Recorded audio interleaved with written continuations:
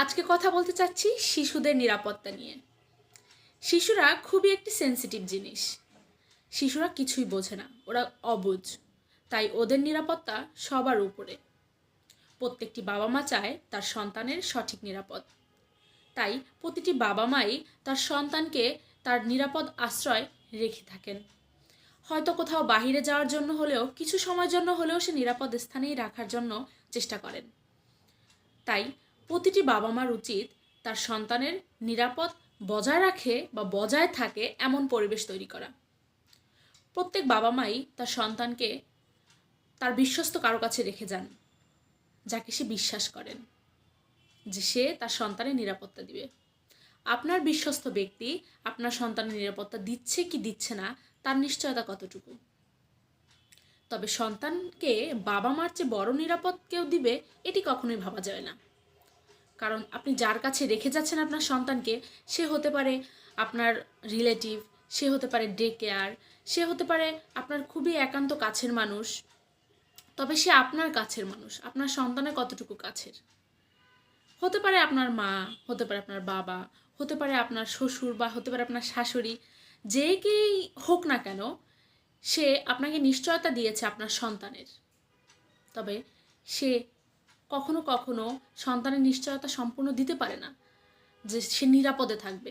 কারণ দেখা গেছে যে রিলেটিভের কাছে রেখে গেলে বাচ্চা দেখছে যে হ্যাঁ আমার বাচ্চা ঠিক আছে, আমার বাচ্চা নিরাপদে আছে, কিন্তু যখন সে কোনো কাজ করছে তখন কিন্তু সে সম্পূর্ণটা সময় আপনার সন্তানকে অবজারভেশন করতে পারছে না। কিন্তু একই জিনিস যখন বাবা বা মা করে থাকে তখন কিন্তু তারা সম্পূর্ণটা সময় অন্য কাজে লিপ্ত থাকলেও তার মাইন্ডটা বা তার চিন্তাটা কিন্তু সন্তানের দিকেই থাকে, যে আমার সন্তান কি করছে, আমার সন্তান কোনো বিপজ্জনক স্থানে হাত দিচ্ছে কিনা, বিপজ্জনক কোনো কাজ হচ্ছে কিনা, বা ওর সাথে কোনো অপ্রীতিকর ঘটনা ঘটছে কিনা। তাই নিজের সন্তানের সিকিউরিটি বা নিরাপত্তা একান্তই নিজের কাছে। কিছু জিনিস চিন্তা করেন, আপনি যখন ছোট ছিলেন তখন আপনার সাথে ঘটে যাওয়া কিছু অনাকাঙ্ক্ষিত ঘটনা রয়েছে যেটা আপনার জীবনে এখনও আপনাকে নাড়া দেয়। দেখা গেছে আপনি তখন অনেক ছোট, আপনার বাবা বা মা বুঝতে পারেনি, তারা ভেবেছে আপনি ছোট সন্তান, আপনি এখানে থাকতেই পারেন, আপনি এখানে ঘুরতেই পারেন। কিন্তু আপনার সাথে ঘটে যাওয়া কিছু ঘটনা যা আপনি আপনার বাবা মাকে বলতে পারেননি। আপনি বলবেন কি করে? কারণ আপনি তো তখন ছোট, আপনি নিজেই বুঝতেন না যে এটি ঠিক বা এটি ভুল। ভুল আর সঠিক অনুধাবন করার মতো ক্ষমতাই আপনার হয়নি। তখন আপনি কি করে আপনার বাবা মাকে বোঝাবেন যে আপনার সাথে ভুল হচ্ছে কি সঠিক হচ্ছে? কিন্তু যখন আপনি বড় হলেন তখন আপনি জিনিসগুলো বুঝতে শিখলেন। আর যখন আপনি জিনিসগুলো বুঝতে শিখলেন তখন নিজের কাছে নিজে অপরাধী মনে হলো। আপনার সাথে ঘটে যাওয়া অনাকাঙ্ক্ষিত ঘটনার সেই পরিবেশ, সেই ব্যক্তিবর্গ বা যে সেই পরিবেশটার ভিতর দিয়ে আপনি পার হয়ে এসেছেন, সেই জিনিসটা আপনাকে খুবই ডিপ্রেশনে দেয়। তবে এই ভুলটা কিন্তু আপনার নয়, ভুলটি কার? আপনার বাবা মার। কারণ আপনার বাবা মা আপনাকে গাইড করতে পারেনি, আপনাকে প্রোটেক্ট করতে পারেনি। তারা মনে করেছে আপনি নিছক একজন শিশু। সত্যিই বলতে আপনি শিশু ছিলেন, কারণ আপনি কিছুই বুঝতেন না। তাই আপনার উচিত আপনার সন্তানের সম্পূর্ণ সিকিউরিটিটা দেওয়া।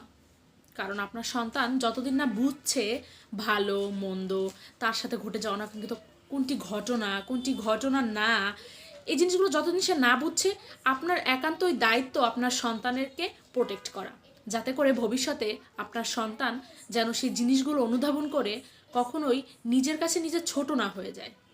তাই আপনার সন্তানের পাশে থাকা আপনার খুব জরুরি। সন্তানের নিরাপত্তা সবার উপরে। প্রত্যেকটি শিশু আমাদের জন্য আশাস্বরূপ ভবিষ্যতের জন্য। যে শিশু সঠিকভাবে বেড়ে উঠতে পারলো না, তার ভবিষ্যতও কিন্তু সঠিক হবে না। তাই আপনি যতটুকু সম্ভব আপনার সন্তানের নিরাপত্তা প্রদান করুন। কারণ আপনার সন্তানের নিরাপত্তার দায়িত্ব আপনার। যে দায়িত্ব অবহেলা করার কারণে অনাকাঙ্ক্ষিত কাহিনী বা অনাকাঙ্ক্ষিত ঘটনা ঘটতে পারে, যার দায়ভার আপনার সন্তান সারা জীবন বয়ে বেড়াবে। সে হোক ছেলে, হোক সে মেয়ে, হোক সেটা শারীরিক, হোক সেটা মানসিক। ধন্যবাদ সবাইকে।